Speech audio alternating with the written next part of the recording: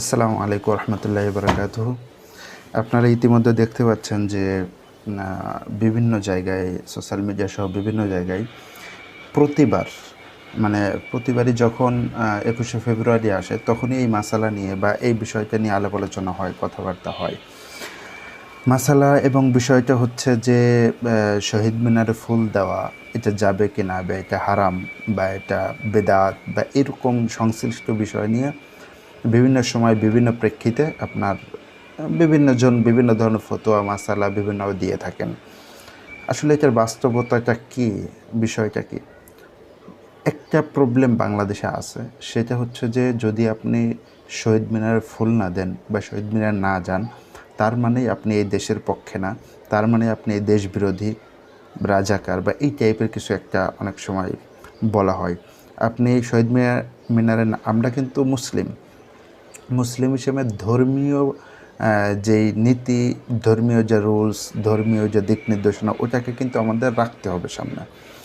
এবার আমি ওই অনুযায়ী যদি কোনো কাজ করি, যদি যদি তাদের জন্য আমি দোয়া করি, যারা শহীদ হয়েছেন তাদের জন্য কোরআন পড়ে দোয়া করি, তাদের জন্য কোনো সদকা করি, এই বিষয়টাকে দেখা যাবে যে তারা ভাবছে যে এটা মানে এটা যে আমি তাদের জন্য আসলে প্রকৃত কাজটা করলাম, তাদের জন্য উপকার করলাম, যারা চলে গেছেন তাদের কাজে আসলো আমার এই বিষয়টা, যে আমি তাদের জন্য দোয়া করলাম, সদকা করলাম, কোরআন পড়লাম, এটা তাদের জন্য বাস্তবে কাজে আসলো। এই বিষয়টাকে তারা অনেক সময় ভালো চোখে দেখছে না। তারা ভালো চোখে দেখছে হচ্ছে আমি শহীদ মিনারে গেলাম কিনা, ফুল নিয়ে গেলাম কিনা, এটাই হচ্ছে তাদের কাছে মুখ্য বিষয়। যেহেতু আমরা ধর্মীয় অনুশাসন রুলসকে সামনে রাখি আমাদের, সেহেতু ইসলামকে তো সবসময় বলে, বা ইসলাম যেটা বলে সেটা হচ্ছে যে তাদের জন্য, যারা চলে গেছেন তাদের জন্য দোয়া করে, সদকা করা, এটা কিন্তু ইসলাম বলে। আর যেটা বাংলাদেশে সহ বিভিন্ন জায়গায় হয়তো প্রচলন আছে, ফুল দেওয়া, সম্মান জানানো, করা, এই যে বিষয়টা, এই বিষয়টা কিন্তু আপনি যদি ইবাদতের জন্য করেন, কেউ যদি মনে করে যে এটা একটা ইবাদত বা ইবাদতের মতো একটা বিষয়, যেমন শহীদদের জন্য নামাজ পড়া একটা ইবাদত, যেমন শহীদদের জন্য নামাজ পড়া বলতে শহীদদের জন্য দোয়া করা আর কি, শহীদদের জন্য দোয়া করা, সদকা করা যেমন একটা ইবাদত, শহীদদের জন্য নির্দিষ্ট দিনে ফুল দেওয়া একটা ইবাদত। এরকম যদি ইবাদত বা এরকম ধর্মীয় বিষয়কে সামনে রেখে করে, তাহলে তো ইসলাম এটাকে কোনোভাবেই যুক্তিযুক্ত মনে করবে না বা ইসলাম এটাকে সাপোর্ট করবে না। যেহেতু ধর্মীয় কোনো একটা বিষয় হওয়ার জন্য তার স্পষ্ট দলিল থাকতে হয়। কোনো একটা বিষয় ইবাদত কখন হয়? যখন এখানে আল্লাহর সন্তুষ্টি উদ্দেশ্য থাকে, যখন এখানে নির্দিষ্ট শরঈ দলিল থাকে, যখন এখানে নির্দিষ্ট একটা পদ্ধতিতে করা হয়। তো এখানে অনেকেই হয়তো আল্লাহর সন্তুষ্টি রাখতে পারেন, সাথে সাথে নির্ধারিত একটা পদ্ধতিতেও করেন, কিন্তু এখানে যে প্রবলেমটা সেটা হচ্ছে যে এখানে কোনো শরঈ দলিল নেই। শরঈ দলিল না থাকলে কিন্তু কোনো একটা বিষয় ইবাদত হিসেবে গণ্য হবে না। কাজেই যখন কেউ এটাকে ইবাদত হিসেবে মনে করবে, তখন অবশ্যই সে এটা ভুল একটা কাজ করলো, এবং তখন এটা নাকচ করা যাবে এবং এটা প্রত্যাখ্যিত হবে স্পষ্ট। এ ব্যাপারে কারো কোনো মতভেদ নাই।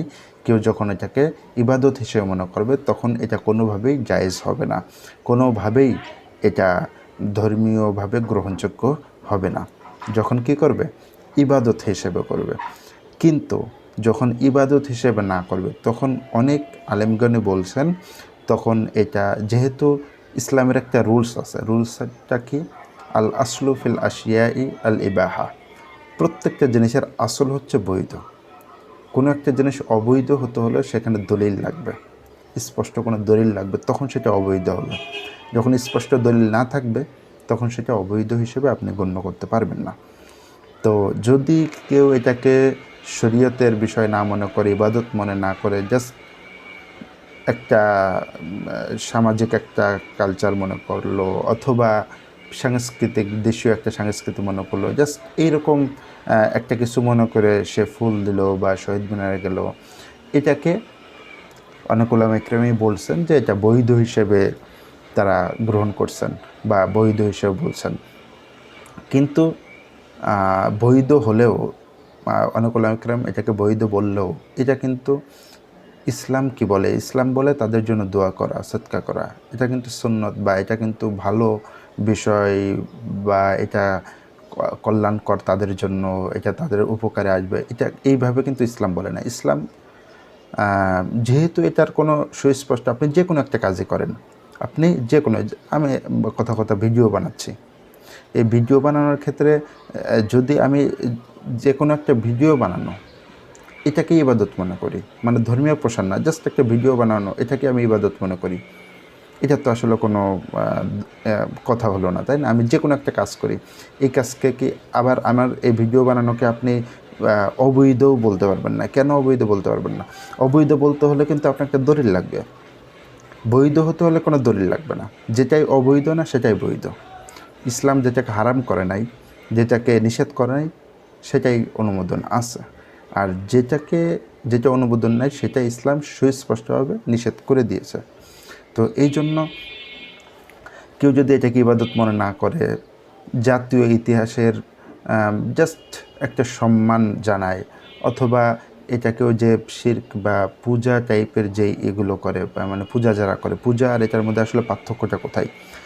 পূজা যারা করে অমুসলিম, তারা কিন্তু ওটাকে একটি ইবাদত হিসেবে করে, তারা কিন্তু ওটাকে পুরোপুরি ইবাদত, এবং ওটার মাধ্যমে আল্লাহ তাআলার সামনে তাদেরকে স্বর্গে দেওয়া হবে, তাদের জন্য মৃত্যুর পরে ভালো কিছু হবে, এরকম কোনো একটা ইবাদত মনে করে কিন্তু তারা পূজা করে। এটা কিন্তু কেউ এরকম ইবাদত মনে করে করছে না। যদি কেউ করে এটা তার জন্য তো নিষেধ, এটা তো তার জন্য হারাম হিসেবে গণ্য হবে। কিন্তু যদি কেউ ইবাদত হিসেবে মনে না করে, তখন অনেক উলামা ইকরামে এটাকে জায়েজ বলেছেন।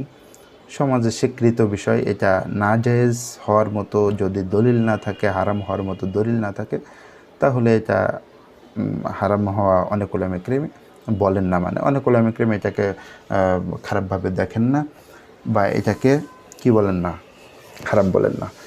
এটা হচ্ছে মূল পয়েন্ট।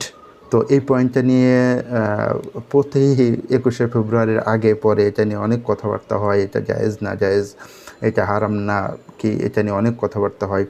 এখন যারা একটু ধর্মীয় অনুশাসন মেনে চলেন, তারা স্বাভাবিকভাবে এটা করতে চাবেন না। এটা আসলে আমার করে লাভটা কী? সে হয়তো এটা মনে করবে, এটা আমার কেন করবো বা এটা লাভটা কী? সে যদি এটা না করে সে যদি দোয়া করে, তাদের জন্য সদকা করে, তাদের জন্য ইবাদত করে, তাহলে এটাকে আমার মনে হয় যে দেশীয় যারা সংস্কৃতিকে যারা খুব বেশি প্রায়োরিটি দেন, তাদের এটাকে গ্রহণ করা উচিত। মানে এভাবে মনে করা উচিত যে না, তারা তো আর খারাপ কিছু করছেন না, তারা তো আর অসম্মান জানাচ্ছেন না, তারা তো আর মানে এমন কিছু করছেন না যেটার মাধ্যমে দেশীয় কোনো বিদ্রোহ হচ্ছে, এমন কিছু তো আর করছেন না। সেই হিসেবে যারা সাংস্কৃতিক বিষয়টাকে খুব বেশি প্রায়োরিটি দেন, তাদের উচিত এই বিষয়টাকে অ্যাকসেপ্ট করা, এবং তাদের এটা মনে করা উচিত যে ধর্মীয় দিক থেকে তাদের কাছে যেটা ভালো মনে হচ্ছে, কল্যাণকর, তারা তো সেটাই করছে, তাহলে আমরা এটাকে কেন বাধা দেব, এরকমই মনে করা উচিত আমি মনে করি। আর সাথে সাথে যারা সম্মান জানাচ্ছেন বা যারা ফুল দিতে যাচ্ছেন, শহীদ মিনারে যাচ্ছেন, তাদেরকে ঢালাওভাবে কাফের বলে দেওয়া, ঢালাওভাবে তারা কুফরি করছে এইভাবে বলে দেওয়া, এটাও আমার মনে হয় না যে খুব বেশি সঙ্গত। কারণ অনেক উলামা ইকরামই যদি ইবাদত মনে না করে, তাহলে এটাকে বৈধতার কথা বলেছেন। এই জন্য যেটাই বলা হোক, এটা নিয়ে অবশ্যই একটু চিন্তা ভাবনা করে, একটু পড়াশোনা করে, বা এটা সম্পর্কে একটু ভালোভাবে জেনে তারপরে বলা উচিত। কারণ কোনো উলামা ইকরাম কিন্তু ঢালাওভাবে হারাম বলছেন, বিভিন্ন ওয়াজ মাহফিলে বিভিন্ন সময় ঢালাওভাবে হারাম বলছেন। তো তাদের কথার উপর ভিত্তি করে আর কি অনেকেই হারাম বলেন। কিন্তু আমার কাছে মনে হয় যে বিষয়টা নিয়ে একটু ডিটেলসে জানা উচিত, বিষয়টা নিয়ে একটু ডিটেলসে একটু ডিপ নলেজ গ্রহণ করা উচিত, তাহলে হয়তো এই বিষয়টা নিয়ে কথাবার্তা বলা সঙ্গত হবে বলে আমি মনে করি। আরেকটা বিষয় যে কারণে হারাম হওয়ার পসিবিলিটি অনেকেই বলেছেন যে হারাম হতে পারে, সেটা হচ্ছে যে অমুসলিমদের অনুকরণ। আল্লাহ রসুল সাল্লাল্লাহু আলাইহি ওয়াসাল্লাম কিন্তু একটা কথা বলছেন, যে ব্যক্তি অন্য কোনো জাতির সাদৃশ্যতা অবলম্বন করলো, সে তাদের অন্তর্ভুক্ত হয়ে যাবে। তো যেহেতু ফুল দেওয়া, যদি এরকম ফুল টুল দেওয়া যদি অমুসলিমদের ধর্মীয় কালচার হয়ে থাকে, তাহলে তো অবশ্যই এটার মধ্যে সমস্যা খুঁজে পাওয়া যায়। এই জন্য কিন্তু অনেক উলামা ইকরামই এটাকে আবার বলেছেন, নিষেধও বলেছেন। তো আসলে এখন আমার মতামতটা কি? আমার মতামতটা হচ্ছে যে এই বিষয়টা নিয়ে খুব বেশি বাড়াবাড়ি না করা উচিত। বাড়াবাড়ি বলতে একেবারে হারাম কুফরি টুফরি এইভাবে না বলে দিয়ে বিষয়টা সম্পর্কে উত্তম যেটা, কল্যাণকর যেটা, সেটা সম্পর্কে মানুষকে আসলে জানানো উচিত যে আমরা মুসলিম হিসেবে আমাদের জন্য কল্যাণকর এবং উত্তম কাজ হচ্ছে যারা শহীদ হয়েছেন, যারা দেশের জন্য করছেন, যারা জুলুমের বিরুদ্ধে করছেন, তাদের জন্য দোয়া করা, তাদের জন্য সৎকা করা, এগুলো হচ্ছে আমাদের জন্য উচিত এবং এটার মাধ্যমে তারা কল্যাণ পাবেন, উপকৃত হবেন। জাস্ট সাংস্কৃতিক হিসেবে কিছু একটা করলাম যেটার মাধ্যমে তারা আসলে কোনো ফায়দা পেলেন না, এটার থেকে তো ওটা উত্তম, তাই না? তো এভাবে আসলে মানুষকে বলা উচিত। মানুষকে ডাইরেক্ট কাফের বলে দেওয়া আমি মনে করি না যে ঠিক আছে। আল্লাহ তাআলা আমাদেরকে সঠিক বুঝ অর্জন করার মতো তৌফিক দান করুন, আমিন। দেখা হবে নেক্সট কোনো ভিডিওতে, অন্য কোনো টপিক, অন্য কোনো বিষয়ে। সে পর্যন্ত সকলে ভালো থাকবেন। আসসালামু আলাইকুম।